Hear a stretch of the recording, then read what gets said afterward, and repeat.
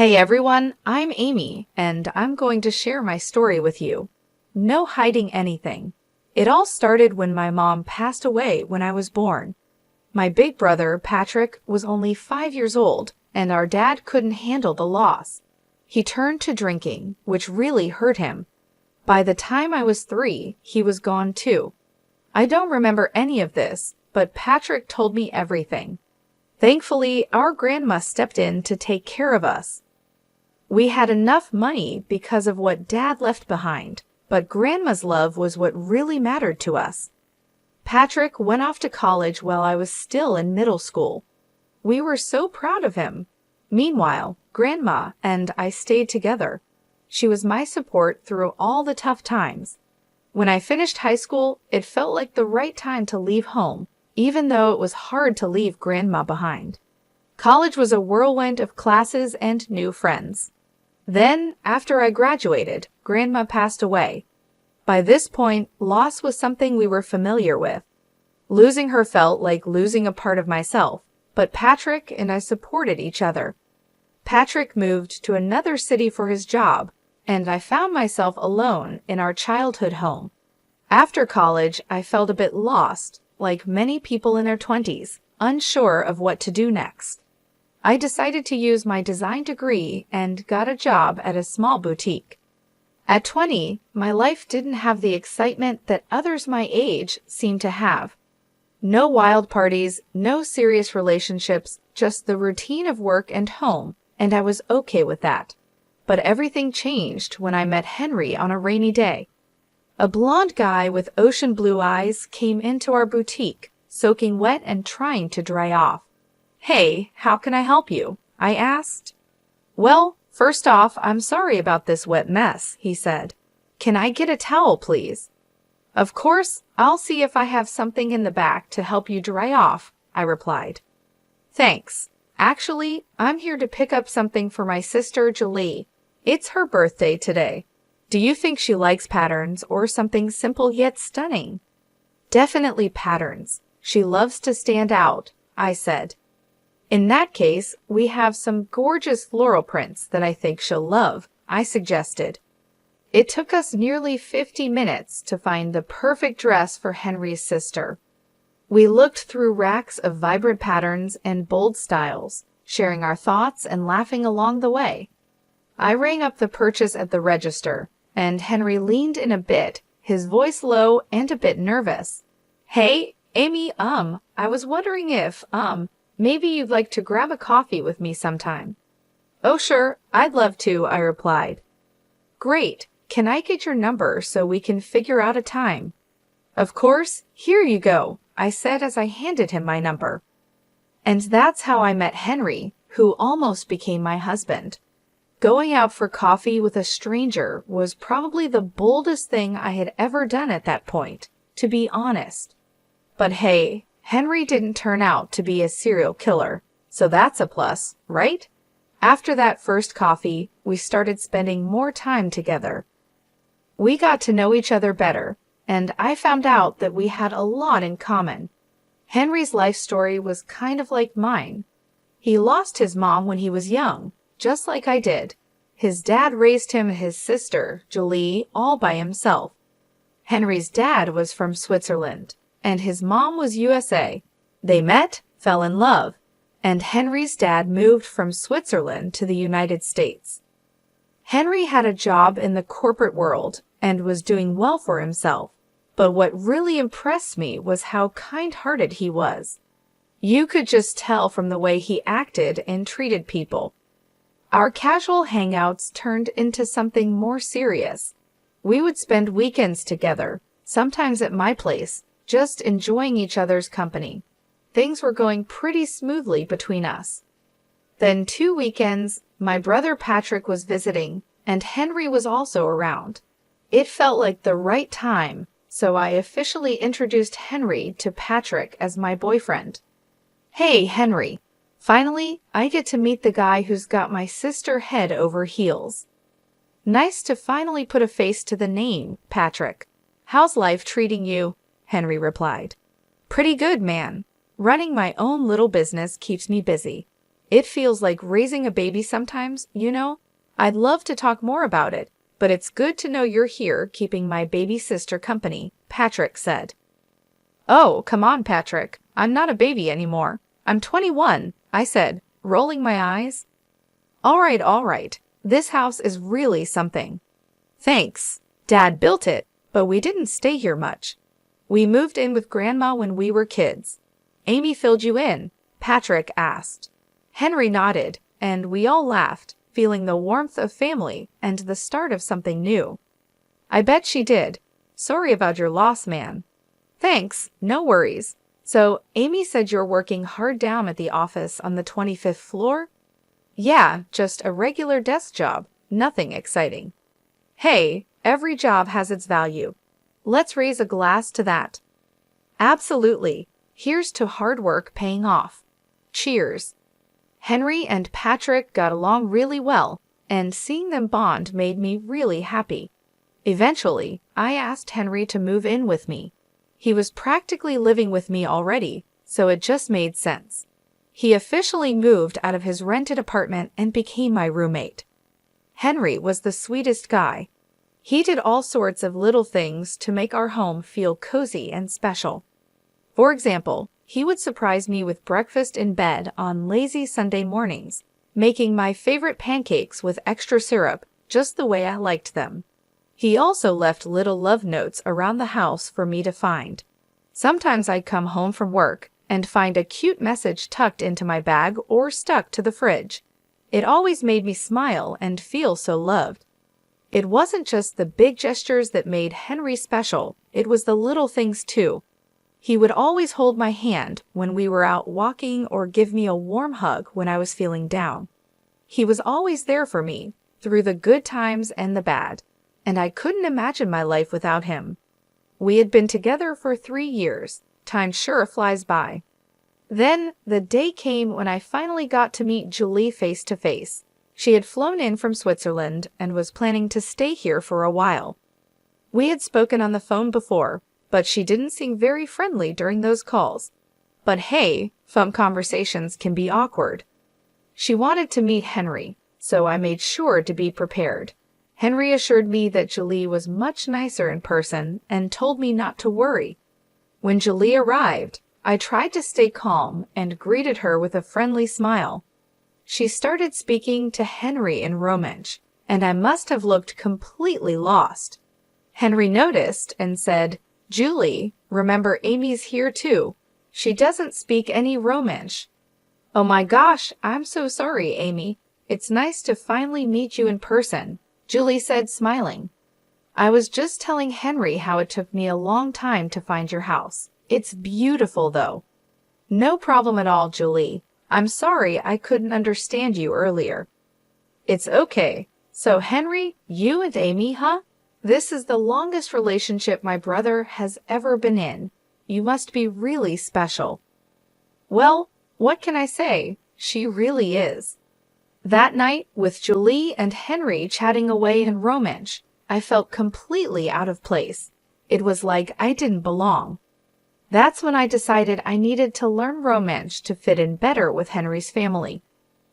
I secretly started taking lessons online whenever I could, even though running the boutique kept me pretty busy. Meanwhile, Henry had a big surprise planned.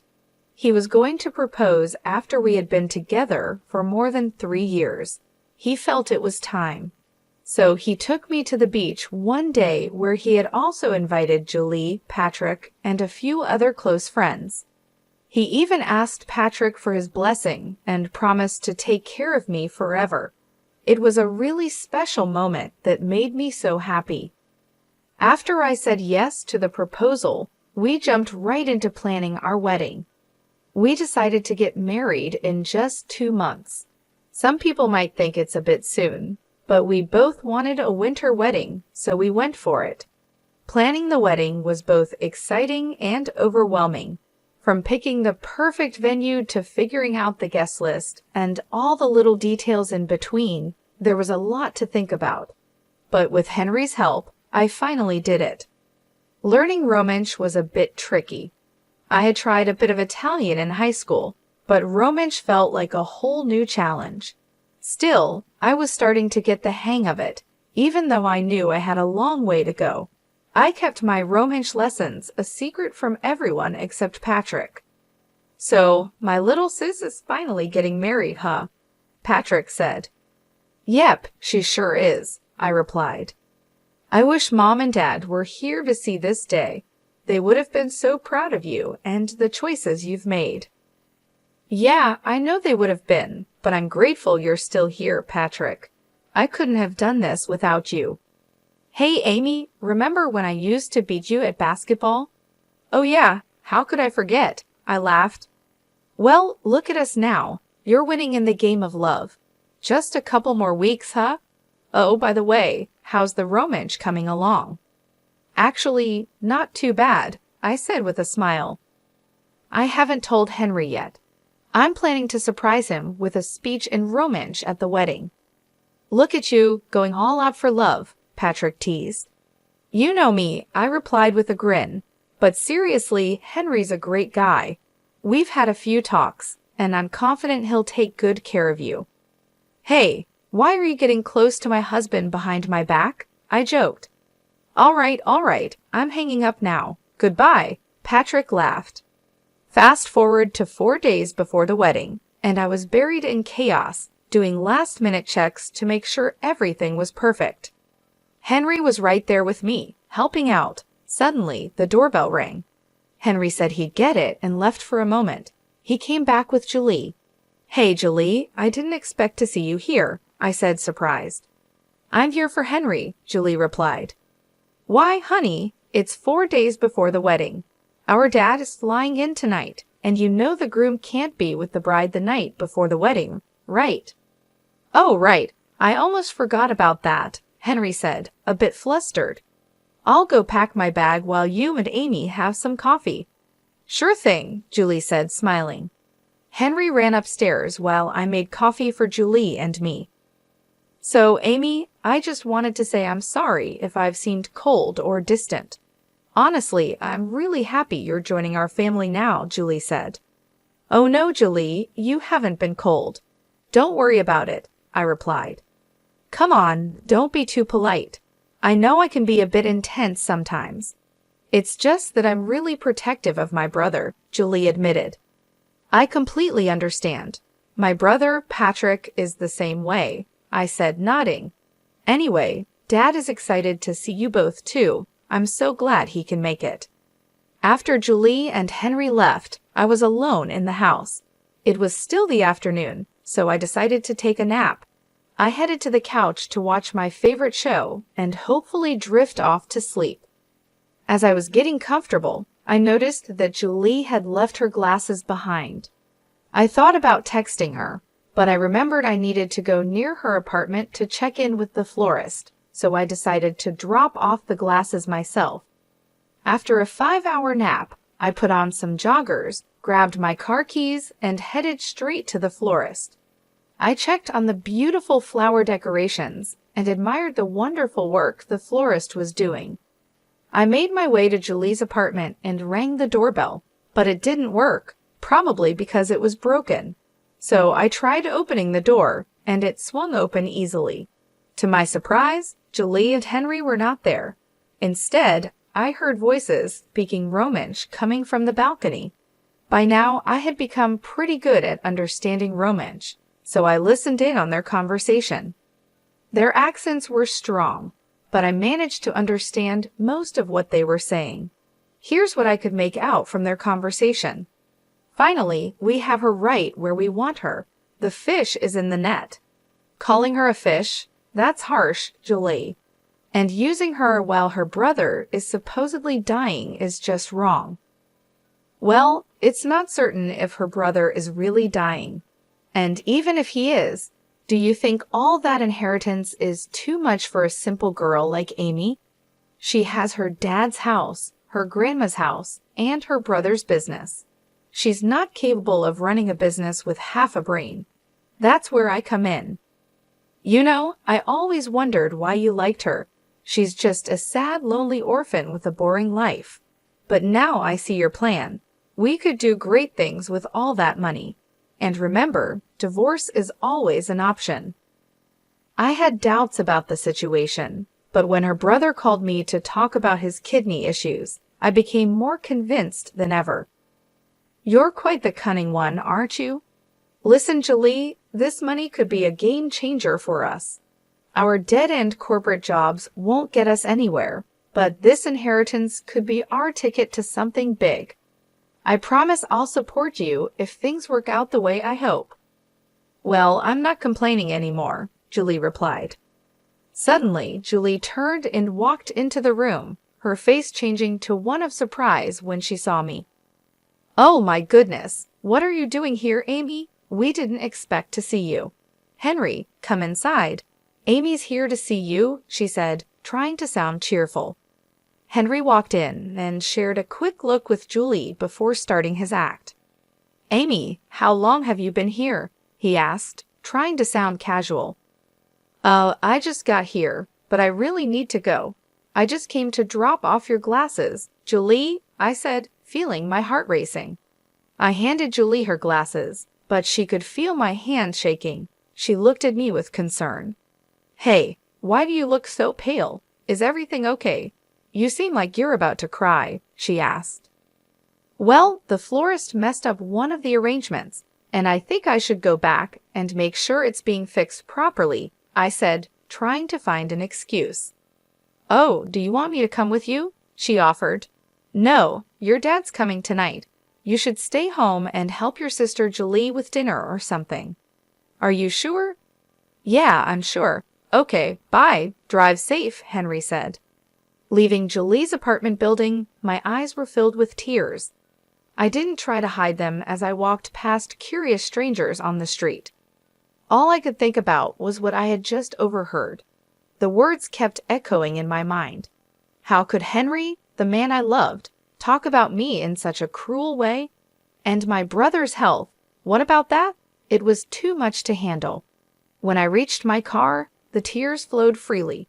Sitting in the driver's seat, I buried my face in my hands, unable to stop crying. Even though I had a strong urge to confront Henry and Julie right then and there, I knew there was something I needed to do first. See Patrick. I was really worried about him, so I drove back home, hoping to find him there. Patrick was supposed to stay with me for the wedding, and I waited anxiously for him. After what felt like forever, Patrick finally arrived. When he saw me on the couch, crying with swollen eyes, he rushed over, clearly concerned. Hey there, Amy, what's going on? You seem upset. Did something happen, or is it just cold feet before your big day? He asked, trying to lighten the mood. Patrick, enough with the jokes. I need to ask you something, and I need you to be honest with me. Are you sick? I asked, my voice trembling. Amy, don't worry about me. Your wedding is just around the corner, and you should be focusing on that, Patrick replied, trying to brush it off. Patrick, please, I need to know if you're okay, I insisted. Well, yeah, I've been dealing with some health issues lately, he finally admitted. What kind of health issues, Patrick? I asked, my heart sinking. It's my kidney. The doctors say it's in bad shape, he said, looking down. Oh no, Patrick. Is there anything they can do to fix it? I asked, feeling a wave of fear wash over me. He looked at me and said, They're saying I might need a kidney transplant in the future, but don't worry, they're working on it. But the chances of finding a donor aren't great, right? This is serious, Patrick, I said, feeling the weight of the situation. I know, Amy. It's a tough situation, but I believe things will work out somehow, Patrick said with a hopeful tone. Why didn't you tell me about this before, Patrick? I'm your sister. I should know. I want to help you, I insisted. No, I can't ask that of you. This is why I kept it from you. I didn't want to worry you, especially with your wedding coming up. Besides, I was hoping things would get better on their own. Who told you about this anyway? Was it Henry? But you should have told me. We're supposed to be there for each other through everything, I said, feeling hurt. I overheard Henry talking to his sister. I wanted to talk to Henry about it to make sure he would take care of you if anything happened to me. So I did. He promised to keep it away from you, though. I'm sorry you found out like that, Amy. I should have been the one to tell you. Can we please pretend we never had this conversation and deal with it after your wedding?" he asked. "Sure, I'll put it on hold until then," I agreed, trying to stay calm. "How about we order some takeout? I have some other things to take care of." "Sure, Chinese," Patrick suggested. "Yeah, that sounds good. And then you better rest up and get some sleep," I said, trying to lighten the mood. "Are you excited? I'm sure it's going to be a one-of-a-kind wedding." After Patrick and I finished dinner, he went off to sleep. It had been an incredibly tough day for me, with so much to process. I decided not to tell Patrick about Henry and Julie's deceitful scheme. I didn't want to burden him with worry. Instead, I resolved to handle the situation myself and teach Henry a lesson he wouldn't forget. Reflecting on everything, I realized that Henry had been using me all along. He enjoyed the benefits of free housing and meals without contributing his fair share. Sure, he'd occasionally give me small gifts, but it hardly balanced things out.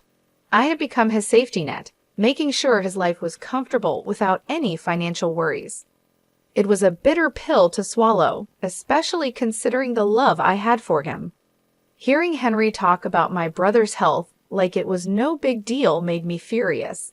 How could he be so heartless? I knew then that I couldn't let him get away with it. I planned to stay calm until the wedding, then reveal who Henry really was. My plan was simple: show everyone his true nature and let them see what kind of person he really was. I wanted him to face the consequences of his actions and watch his plan fall apart right in front of him. He needed to learn that his actions had consequences, and I was determined to make sure he did. The big day finally arrived. Imagine wearing a wedding gown, putting on a fake smile, and pretending everything's fine when deep down you know you're about to walk down the aisle just to break up with your fiancé in front of everyone. It was tough trying to stay calm and pretend in front of all the guests while my bridesmaids buzzed with excitement. It was getting harder by the minute. I hadn't spoken to Henry all morning anyway. After finally getting myself together and putting on my wedding gown, my friends did my hair and makeup. I was all set.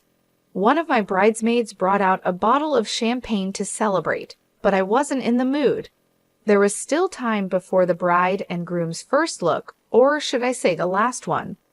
Patrick was going to walk me down the aisle, and I thought it would be best to tell him about my plan now. So I asked my bridesmaids to send Patrick in and give us some space. "Hey, what's going on? You look a bit tense. Need someone to talk to?" Patrick asked. "Patrick, I've got something heavy on my mind. I need to tell you what's really going on," I said. "Are you nervous about your big speech? Want to practice with me once?" he asked, trying to help. "No, Patrick. There's something more serious. The thing is, Henry isn't who he seems to be. The other day, I overheard him talking to his sister." "I heard some things," I began. "What do you mean? What things?" Patrick asked, looking concerned. It wasn't a casual chat. They were scheming. "Patrick, Henry's in it for the money, and he's interested in your business too," I explained. "Are you sure about this?" he asked, shocked. "Absolutely. I wish I wasn't." "That snake, I should have seen it sooner," I said, feeling angry. "Why didn't you tell me?" he asked. "I didn't want to worry you, Patrick. But now that I know, I can't keep quiet. I'm going to confront him and give him a piece of my mind." "How could he do this to you, to us?" I said, determined to take action. "I don't want to let him get away with this easily. You know what? I'm going out there to tell everyone his real intentions, his boss, his colleagues, his family, his friends. They're all out there. His life will be ruined." "Are you sure about this, Amy? It's going to be messy," Patrick cautioned. "I've never been more sure of anything, Patrick. He needs to face the consequences of his actions," I said firmly. Henry and I had our first look, but I didn't look too excited. I could see Patrick trying hard not to punch Henry right then and there, but it was time for the final showdown. The music started playing, and Patrick walked me down the aisle. Henry, with his fake tears, stood there. I stood next to him, looking at the audience. Everyone was smiling warmly. Before the priest could start, I whispered in Henry's ear to leave politely. Then I took a deep breath and began speaking. Hi, everybody. I want to thank you all for being here. I know you must be wondering what I'm up to, so I'll let the cat out of the bag. Henry came into my life like a breeze and soon made himself at home. I didn't mind it. Things moved fast for us, and I thought we would be together forever. But there's always a but, isn't there? And in this story, there are 4. Babe, what's going on? Henry asked, looking confused. Well, I've been learning Romansh secretly. Henry's from Switzerland, and I wanted to surprise him with a speech in Romansh today. But guess what? Learning Romansh helped me understand something I wasn't supposed to hear. Henry and his sister Julie have been talking behind my back. What is she saying? Henry muttered, looking nervous. I've heard everything, Henry. You've been calling me a dumb orphan, saying I don't see how you're using me for money. And not just that, you've been eyeing my family's inheritance that my late parents and grandma left for me, and even my brother's business. Can you just shut up? Don't you see people from work are here? My family and friends are here, Henry said, trying to keep calm. And that's why I needed to show your true colors so everyone can see who you really are. Hey everyone, I hate to ruin the vibes, but I came to speak up about Henry and tell you the truth. So yeah, the party's over, I said, looking around at the shocked faces. I needed a moment to gather my thoughts, so I quietly slipped away from the commotion. Henry and Julie's stunned expressions and their father's disappointed look were burned into my mind. Patrick stepped up, helping everyone to disperse and calm down. After shedding tears alone in my bridal suite for what felt like forever, a gentle knock interrupted my solitude. I hesitated before opening the door, expecting Patrick, but to my surprise, it was Henry. Do you realize what you've done? My dad's furious, and Julie is beyond angry, Henry said, clearly upset. And whose fault is that? I just told the truth, I replied. You could have talked to me privately first instead of accusing me in front of everyone. Now, I don't even know if I'll have a job. My boss was already mad at me, and this might be the last straw. Where will I go? I don't even have my own place, Henry pleaded. That's the whole point, Henry. I can't believe I didn't see your true intentions sooner, I said, feeling a mix of anger and disappointment. Well, congratulations, Amy. You've ruined everything. I hope you and your stupid brother suffer all your lives, he spat. Get out, Henry. I don't want to see your face anymore, I said firmly. The rest of the wedding day is a blur in my memory. After finishing another bottle of wine and waiting for Patrick to see off the guests and clean up my mess, he finally drove me home. The first week after the wedding was filled with tears and support from friends and family. But it wasn't just my love life that was in turmoil. Patrick's health was also at risk. After gathering some strength, Patrick suggested I take time off work to be with him. I agreed and went to his home. There, we met with his doctors to see if I could be a kidney donor for him. Unfortunately, I wasn't a match. Despite the heartbreak, I knew I had to be strong, especially for Patrick. He had always been there for me, and now it was my turn to support him through this tough time. It wasn't easy, but I did my best to stay composed and hopeful for the challenges ahead. And now, here we are today, 6 years later. You might be wondering how things turned out for me and Patrick. Well, let me start with Patrick. Over these 5 years, there were many ups and downs. His health got worse, and there were times when I had to drop everything to be with him. But it was all worth it when I received a call from him this morning. Hey, Patrick, is everything all right? How are you feeling? I asked. Amy, I'm ecstatic. You won't believe what just happened. I got a call from my doctors, and there's a donor. They've scheduled me for surgery next week, he said, his voice full of joy. Wow, after 5 years, you've been so strong through it all. I'll be right there with you next week. This news makes me the happiest person alive, I replied, overwhelmed with relief. I'm really glad that my brother is finally going to be okay. As for me, I decided to really focus on my career. I moved up from my job at the boutique and started styling clothes for TV commercials and media. Things have been going pretty smoothly. In terms of my love life, I've started seeing someone new. It's only been a few months, but I have a good feeling about this one. As for Henry, he's kind of disappeared from my life. The last time I heard from him was about 3 years ago when he was having a tough time. He would call me up drunk, blaming me for his problems. But I've moved on from all of that. I'm in a much better place now, both mentally and emotionally. I'd like to share a piece of advice with anyone reading this. Always try to keep good intentions in your heart. What goes around comes around, whether it's good or bad.